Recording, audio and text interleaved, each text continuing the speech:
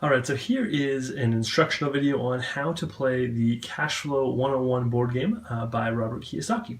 So first of all, there's three versions of this game. There is Cashflow 101, Cashflow 202, which is the more advanced version, and then there is a new version that is just simply called Cashflow.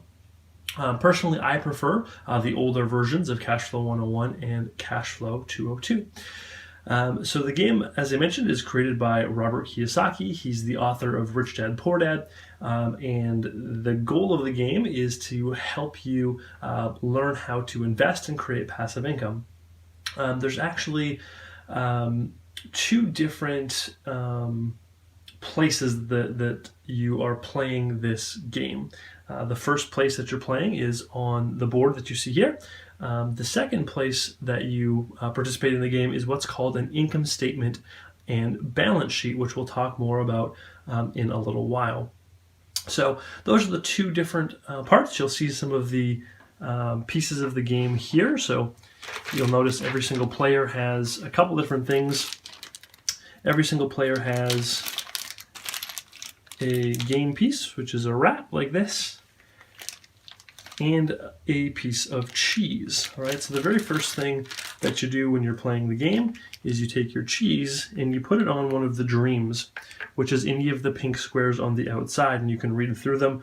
There's protein box seats, there's buy a forest, mini farm in the city, cruise the Mediterranean, just whatever dream that you would like to select. And then you place your rat at the starting point. These right here you're going to use later on in the game, but you can discard them for now. So the game is played in two distinct areas. The first area here is called the rat race, and this represents life with a job. And the second area is called the fast track, and that's the outside circle here. The goal of the first part of the game is to get out of the rat race, to quit your job, and the way that you do that is by having more passive income than what you have for expenses. Once you do that, you don't need a job anymore. The second goal or part of the game is on the fast track, and when you're on the fast track, that's where you want to land on and buy your dream. There's a secondary way to win as well. However, the main goal here is to land on and buy your dream. So essentially your two goals in the game, number one is to create enough passive income to quit your job, and then number two, pursue and buy your dream. So that's the super basic version of how to play the game. I'm going to give you a little bit more of an example here. Now, I mentioned before that the goals of the game was to exit the rat race and purchase your dream. One more important piece is that you want to do that within the time limit. Every time you play the cash flow game, my recommendation is to set a timer for either an hour and a half or for 2 hours, but do not exceed 2 hours. If you cannot get out of the rat race within 2 hours, it means you don't understand the game yet. So you always want to play with a time limit, and essentially you're racing yourself versus the clock. So I'm going to go and explain a couple things here on the board. So once you get started in the game, you roll the dice and you move clockwise. So if you rolled and you landed on or past paycheck, then you will receive what your paycheck is. Your paycheck comes from the income statement and balance sheet. So the very first thing you do when you start the game is you take one of these profession cards and you take the information from that card and you move it over onto your income statement and balance sheet, which looks like this.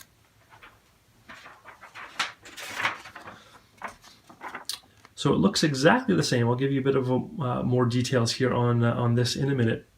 But essentially, this is the income statement and balance sheet. And you just want to move all of your information onto this. You want to make sure that you use pencil because you're going to be erasing quite often. So what you'll notice on this income statement, I'm going to give you an example here. So if you notice on here, we've got income, which is our salary.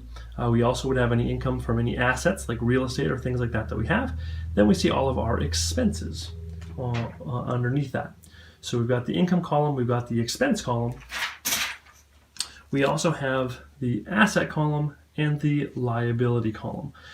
Every single liability right here will have an corresponding expense. So if you paid off the $31,000 mortgage, your $300 per month mortgage payment would go away.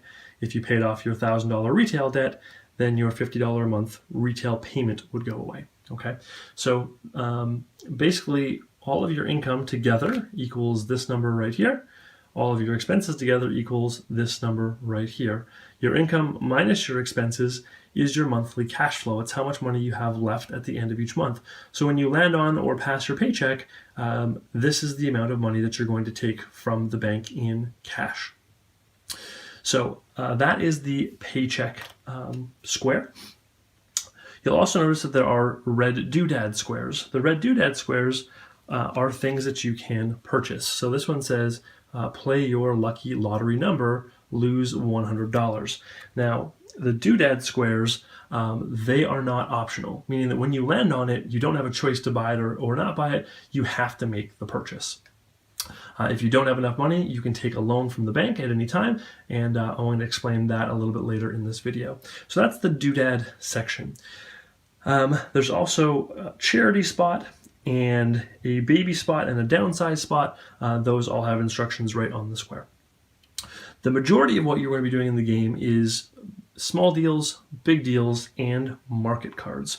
So if you land on one of the green squares like this, it will give you the choice to choose a big deal or a small deal. And I'm going to give some more details of how to actually purchase one of these deals and put it into the balance sheet. But when you land on this square, you can either choose a big deal or a small deal. And essentially, generally speaking, big deals cost $5,000 or more, and small deals are $5,000 or less. So if you have more than $5,000 in front of you, you might want to consider a big deal. If you have less, you should probably be getting a small deal. So an example is a house for sale. 3-2 rental house suddenly available due to real estate closing, well-maintained older property with existing tenant. Use this card yourself or sell to another player. 38% ROI, it may sell for $65,000 to $135,000. Cost $65,000, down pay $5,000, mortgage $60,000, cash flow $160. So we're going to use this as an example in just a moment here, and I'll show you how to actually fill that out into your form. But whenever you land on a card like this, you want to read the card out to the entire group, read it out loud, and then decide whether you'd like to purchase this card or not. So that is something that you'll see inside of the small deals and big deals. The market cards, on the other hand, these cards will affect everyone in the game. So this one says buyer offers $30,000 per unit for all units in any combination of duplexes, fourplexes, or eightplexes. Everyone may sell. So not just the person who drew the card. This represents what the market is doing, meaning that if you have a duplex right now that you bought for $40,000, you can now sell it for $60,000 because it's a duplex. That means there's 2 units and they're $30,000 each. So 30,000 plus 30,000 is 60,000, which would be the selling price. If you want to sell, you get rid of the cash flow you're receiving from the property and you pay down whatever you owe left on the mortgage. So that is the market cards. I'm going to show you how to fill these out on the income statement and balance sheet. All right, so here we are with the income statement and balance sheet. Income statement is just the income and expenses. Balance sheet is assets and liabilities. And then this over here is actually called the statement of cash flow. So essentially, you're going to start the game by taking one of these profession cards. This one's a mechanic. And we're just going to transfer all the information over. So we'll type the profession, your name, the auditor is the person to your right, and then we'll just transfer all this information over. So right now we have a salary of $2,000. So we don't have any other income types to start the game. So all of the income types together added up equals your total income, which is $2,000. Over here we have our expenses. So we'll just transfer this over. 360, 300, 0, 60, 60, 50, and 450. And all these add up together to be 1,280. Our total income minus our total expenses is our monthly cash flow. This is what we have left at the end of each month, which is $720. This is also the number that you're going to get every time you land on or pass paycheck. We're going to write in our savings. As soon as you start the game, you're going to actually erase this number and take this in cash. And then we have our liabilities. So we've got a mortgage of $3,100. You might notice that this mortgage has an existing payment of $300 per month. Same thing with our car loan, credit card debt, and retail debt. Now, if I was to pay off this retail debt and pay off the full $1,000, I would pay $1,000 to the bank, and then I would erase my retail payment of $50. That would become zero. That would mean my expenses would go down by $50. And now when I go income minus expenses, my monthly cash flow actually goes up by $50. So I'm keeping more money every single month. So the goal of the game, of course, is to get your passive income to become greater than your expenses. One way to do that is to increase your passive income. Another way to do that, or to assist in that, is by decreasing your expenses by paying off liabilities over here. So I'm going to give you a couple of different examples of how that you would do this. So we're going to start with this card right here. So this card's a house for sale. And I'm going to show you how you would enter this. All of the different numbers on here have somewhere to go on the income statement. So we're going to start off by going down to the bottom here, and we're going to type in 3-bedroom, 2-bath, which is what it says right here, home.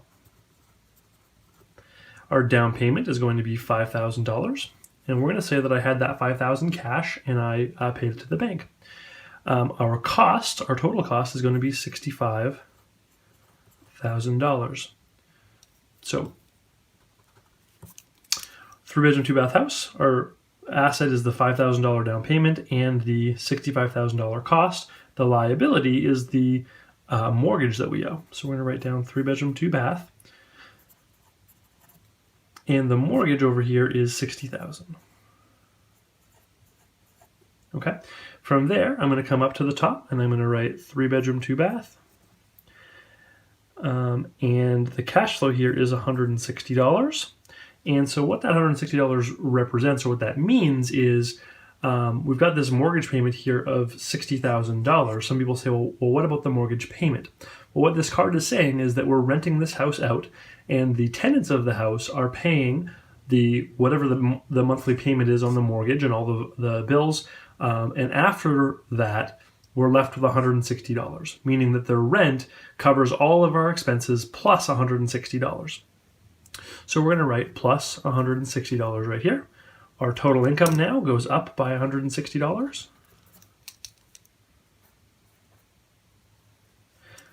And our monthly cash flow goes up by $160.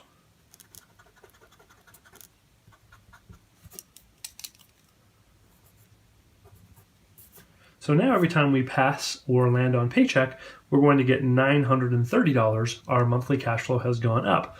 Our passive income is now $160. Once this number exceeds our expenses, we have finished the first part of the game. So that's the first card. I'm going to show you a second card here. And this one is Mighty for You Electronics. I'm going to show you two different things on this card. The first is how to buy a stock, and the second is how to take a loan. I mentioned earlier you can take a loan from the bank at any time. You must take loans in $1,000 increments, and your interest payment is 10% per month, which is 120% per year. So let's say I'm going to take a $1,000 loan over here. I'll put that into the bottom. My loan payment now becomes $100, 10% of my $1,000. So for every $1,000 you borrow, it's $100 per month. My total expenses now go up, which means my monthly cash flow goes down. All right, so I've now successfully taken a loan. Now we're going to say that I'm taking that $1,000 and I'm using it to buy this stock. So the stock is MYT for you. Number of shares, well, it's $10 per share, and I've just spent $1,000. So that means I have 100 shares. at $10 each. And that's it. So now these shares stay in my asset column. If I had cash, I wouldn't have had to take this loan. I would have just used cash to buy these, but we're assuming that I took money to borrow from these. Now, how do you make money from the stocks? Because it says right on the card that the ROI is 0%. And what that means is I'm not getting a monthly dividend from this. So I'm buying it low, hoping to sell it high. So let's say we're playing the game a little bit longer and another card comes up. This time it says, Mighty for you, booming market leads to record share price of this home electronics seller. Only you may buy, everyone may sell. So what that means is if I'm an owner of this stock, which I am, I can now sell it for the price of $40 per share, even if I'm not the person who pulled this card. So only the person who pulled this card can buy at 40, but anyone at the table can sell. So I'm going to say that I want to sell all of my shares. I could have sold a portion, but I'm going to sell all of them. So 100 shares at $40 each means that I get $4,000 from the bank. And the bank, I erase these shares. Essentially, the bank is buying the shares from me. And now I have $4,000. If I wanted to, I could use some of that money to pay off my loan, which would in turn erase my payment. This would go down and this would go up. Okay, so now I've got $4,000 in my pocket. How do you sell your houses? Well, your houses actually get sold through the market cards, these blue ones. So this one here says, actually, this is a bad example, but some of them will say they'll all have a different amount. So normally it would say you can sell this for $50,000. You can sell it for $100,000. So let's say a card came up and said you could sell it for $100,000. If that's the case, what I would do is I would say, yes, I'm going to sell this.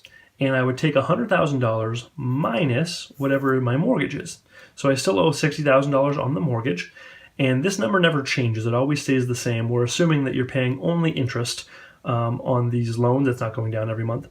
Okay, so I would take $100,000. I would minus this $60,000, which means I would take $40,000 profit from the bank. So I'd go ahead and get that money from the bank. It also means that I need to erase everything to do with this home because I've now sold it. So I lose my $160 over here. So this 160 goes away, it's now 0. This 160 now goes away, is now 0. So this is back to 2,000. And then this goes down by 160. So it should be 670, I believe. And I've now completed that transaction. On the other hand, sometimes market cards are bad. So I could have got something like this one that says, hey, inflation goes to 10% and interest rates climb to 20%. You just lost your 3-bedroom, 2-bath house and you get nothing for it. Okay, so market cards can go either way. Sometimes they're positive, sometimes they're negative. The bottom line is this game is going to teach you to grow your financial intelligence, to allow you to practice these things a few times over, and most importantly, get used to this income statement and balance sheet and start to control your emotions when it comes to money. So that is the cash flow game in a nutshell. It's a quick version here of what to do to get yourself started and to get playing. And I really recommend that you play this game at least once a month. Kiyosaki challenges you to play once a month for a year. And it's a really great idea to change some of your thinking around money and mostly to change your habits. It's not about there's some lessons you need to learn. It's that there's habits that you need to create and change. And for most of us, I mean, I was taught to go to school, get good grades, save money, hopefully retire by the time I'm 65. And that was, put into my head over and over and over for 18 years. So it's not just going to be that I read one book and all of a sudden 18 years of programming is gone. It takes time to develop new habits, and that's what this game is really phenomenal at. So Underneath this video, there's a quick link if you'd like some further tips about how to win the game, how to get out of the rat race faster. I've provided some tips there, and they apply to the game, and a lot of them apply as well to real life. So go ahead and you can enter your email by clicking on that, and I'll be happy to send you some additional videos. Outside of that, I really hope that this tutorial has been helpful for you, and most of all, I hope that you really enjoy the game and play it on a consistent basis. So thanks a lot for watching, and I'll see you soon.